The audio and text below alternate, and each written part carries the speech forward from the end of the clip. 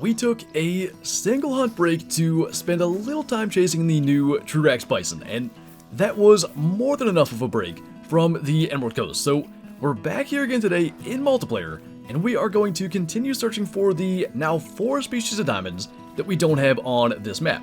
Those being rooster deer, sandbar deer, hog deer, and saltwater crocs. Last time we had pretty good success just hunting around and not targeting one particular species, so we're going to try to do that again today, and we'll see if we can add any more diamonds to our trophy lodge. And we're starting off this hunt in an area that is one of my absolute favorites for really all 3 deer species, but particularly rusa and sandbar. And I think I've mentioned it a couple of times, but it's up here kind of in the far northwest, basically all the way along the creek and then up into the corner of the map. It's just got so many of all those species, and the best part is, you don't have to hunt them when they're drinking. We are in hog deer drink time right now, so any hog deer that are around are probably down there, and we'll try to be close enough to the creek to at least spot what could be around. But I just love that you can find so many deer species like this, and you don't have to hunt the drink zones. But as for our first kill, a light brown fur type 93 scoring silver, so could do with a little bit of a bigger one than that, but a good way to get us going. Also introducing the 308 as our big game rifle today. Now that is a pretty nice hog deer. Is a level 4, but he's 96 to 113 and kind of wide set.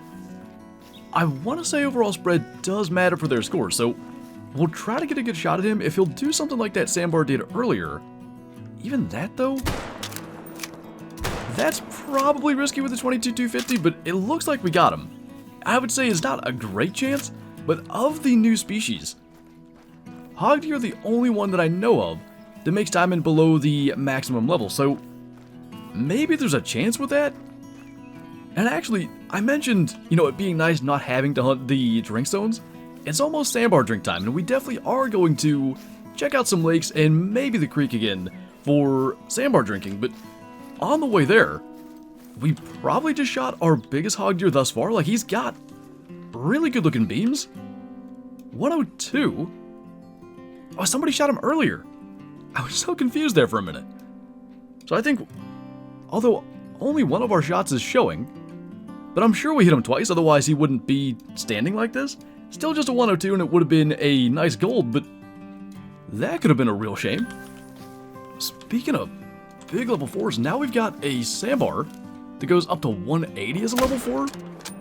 So far we've been okay with the running shots. Hopefully no one has already shot this one. And I don't think those have a chance, but that was a good sized sandbar for sure. And I would say, probably based on the fact that we can see the water down there, he would have been on his way to a drink zone, and that's where we were going to check. So kind of got him a little bit earlier.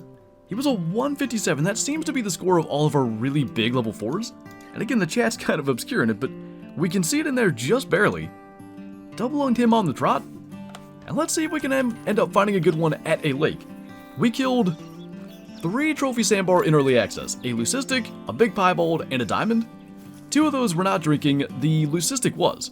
So we've done it both ways, but as far as seeing as many sandbars as we can in a short period of time, drink zones are always going to be the way to do that. Well, one thing's for sure, I think we found one of, if not the best lake for at least this time of day. This place is loaded with sandbar and red fox. I don't see any big ones. Like, there was a level 7 fox somewhere. Level 7 there and there. None of these sandbar look even like remotely decent. So I guess maybe we'll take a fox with the 22-250. Just spotting back through to make sure we didn't miss something. That almost looked piebald. I don't think it is. Pretty sure it's just normal. Now we're going to take a closer look at that. I'm going to say that's common.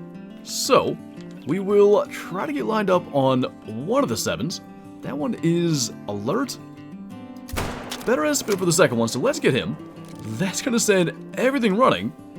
But that's good to know. It's this lake, like just below the... I think it's Little Darling. I can't read it because there's a thing in the way, but it's apparently a great spot at this time of day. And all those animals just for a singular red fox, but 12 score, 12.01 this time. Last time we shot a level 7 fox that scored 12, it led us right to a diamond stubble quail, and then not long after that, a diamond bantang, so we're just gonna keep moving in this direction and see if something shows up. So literally, the first time we've ever gone to Rusa drink time, and that is a big one out there. It's a level 4, up to 157.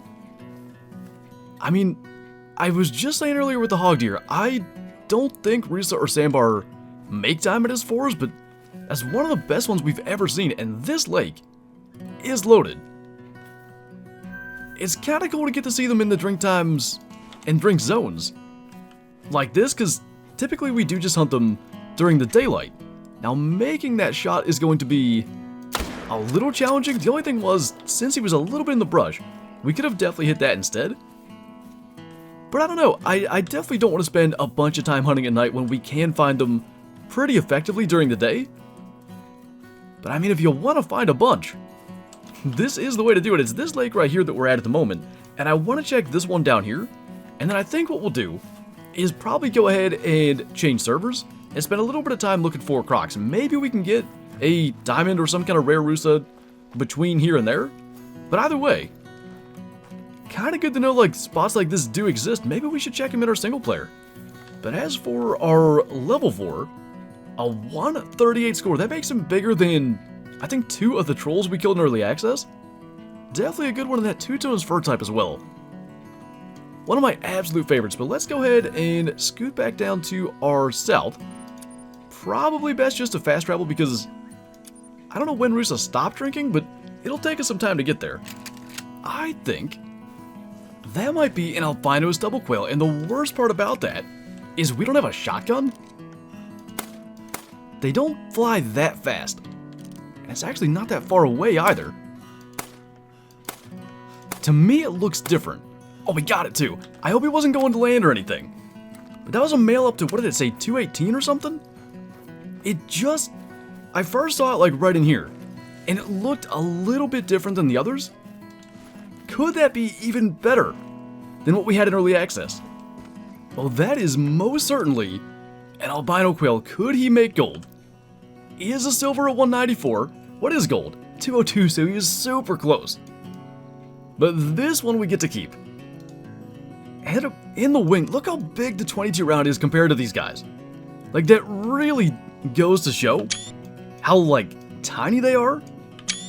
And I've had it in my mind this entire time. I realized we didn't have a shotgun in this loadout. And that was, like, a possibility. Luckily, we were able to make that shot, and more importantly, identify it at night in the dark as an albino. By the way, slight change of plans as far as going down to this spot for Rusa deer. There were none there, and there were also none in the far top left leg.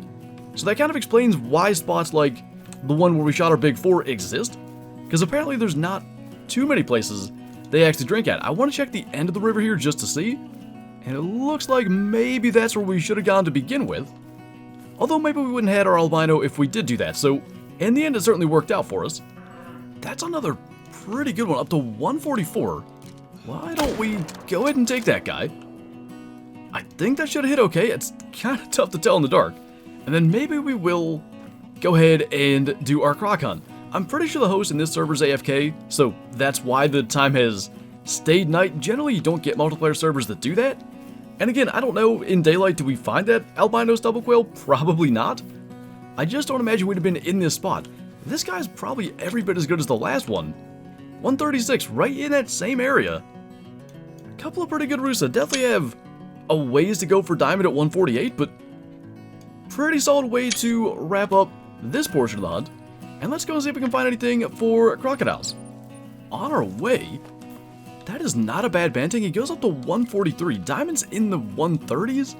137, something like that.